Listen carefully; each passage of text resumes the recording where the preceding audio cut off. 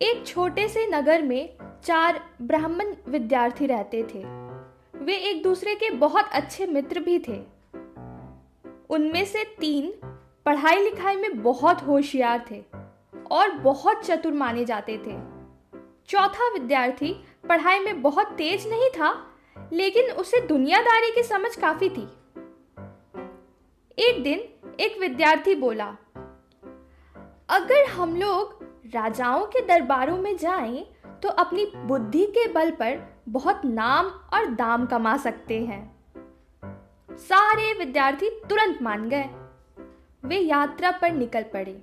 रास्ते में उन्हें शेर की खाल और हड्डियां पड़ी मिली। पहला विद्यार्थी जोश में आकर बोला, हमें अपने ज्ञान की परीक्षा करनी चाहिए। चलो इस शेर को फिर से जीवित करते हैं।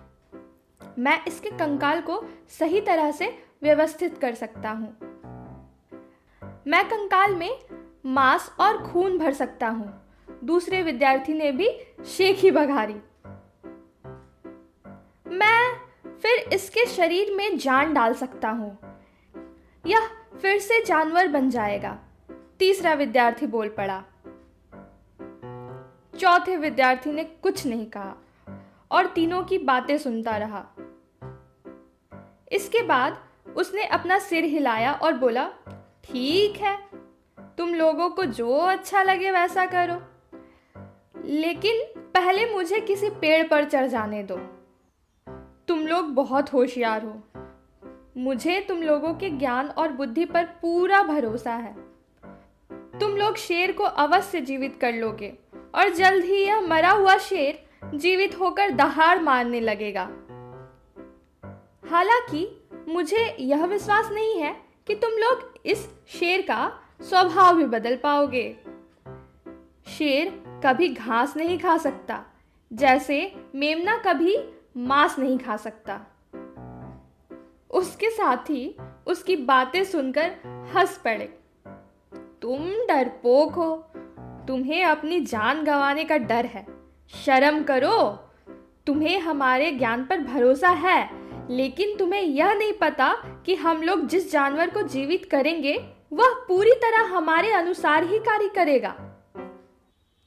हम जिस जानवर को जीवन दान देंगे वह भला हमारे ऊपर क्यों हमला करेगा? खैर, तुम चाहते हो तो छिप जाओ और हमारा कमाल देखो।